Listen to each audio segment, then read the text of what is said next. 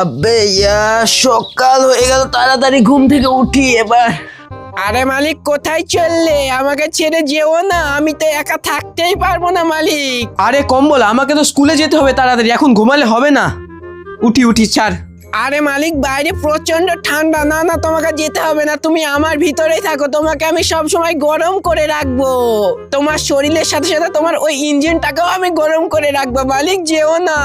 না না, আমি আর ঘুমাবো না, আমাকে তাড়াতাড়ি যেতে হবে। কম্বলটা তো ঠিকই বলছে, ঠান্ডাও লাগছে খুব এখন। আর বেশি না, 5 মিনিট ঘুমাবো। এই কম্বল, 5 মিনিট কিন্তু, হ্যাঁ, তার বেশি না। ডেকে দিবি আমাকে কিন্তু 5 মিনিট হলে। ঠিক আছে, চলো গাইজ, ঘুমিয়ে গে।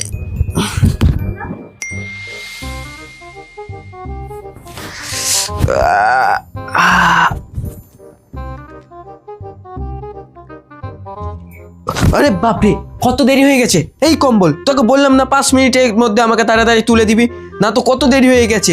আরে মালিক কি বলবো তোমাকে, আমি তোমাকে গরম করছিলাম আর তুমি তো নাক ডেকে ডেকে ঘুমাচ্ছিলে। আমি ডাকছিলাম, তুমি তো উঠছিলেই না। উরি বাপরে বাপ, খুব শীত লাগছে। কি পরা যায়? টুপি পরবো না সোয়েটার পরবো না মাফলার পরবো? আরে মালিক আমাকে তাড়াতাড়ি পরে নাও, আমাকে পরো।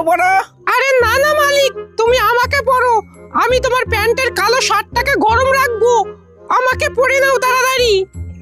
আরে মালিক ওসব বাদ দাও, আমাকে পরে নাও, আমি তোমার পুরো শরীরটাকে গরম রাখবো। নাও আমাকে পরে নাও তাড়াতাড়ি। আরে না না মালিক, আমাকে সবার উপরে পরে ফেলো, আমার নাম মাফলার, আমি করে দেবো কাফলার। এই তোরা ঝামেলা করা বন্ধ কর, দাঁড়া, তোদের সবাইকে আমি পরে ফেলছি।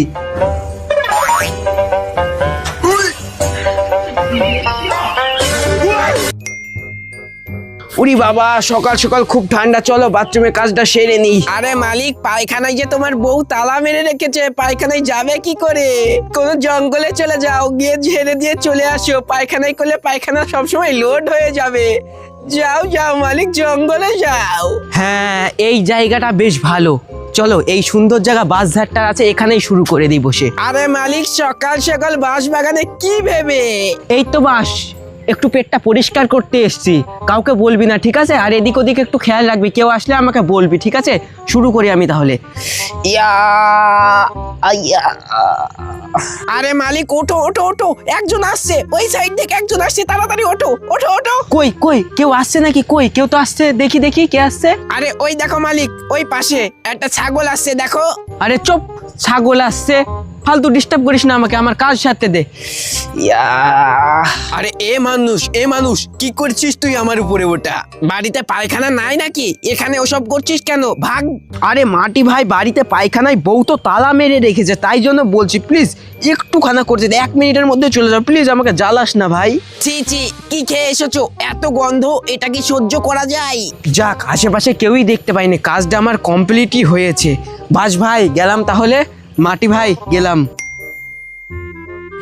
ওরে বাবা, কি ঠান্ডা। উফ, একটু রোদে বসতে হবে, রোদ গই। আরে ও সূর্য মামা, এত কম রোদ দিচ্ছ কেন? আরো বেশি রোদ দাও। আরে কি রে কি, এতক্ষণ কম্বলের মধ্যে ছিলি, বেশ ভালোই তো গরম ছিলি, এখন আমার সাথে রোদ নিবি? আচ্ছা ঠিক আছে, দাঁড়া, তোকে আমি কেমন গরম দিই দেখ তুই। ওরে বাবা, এই রোদ সূর্য মামা তো অনেক বদমাশ, এত রোদ দিচ্ছে, আমার গা তো ওর পুড়িয়ে দিল। আরে না না মালিক, ওকে গায়ে দিও না, ও তোমার পুরো গাটা পুড়িয়ে দেবে।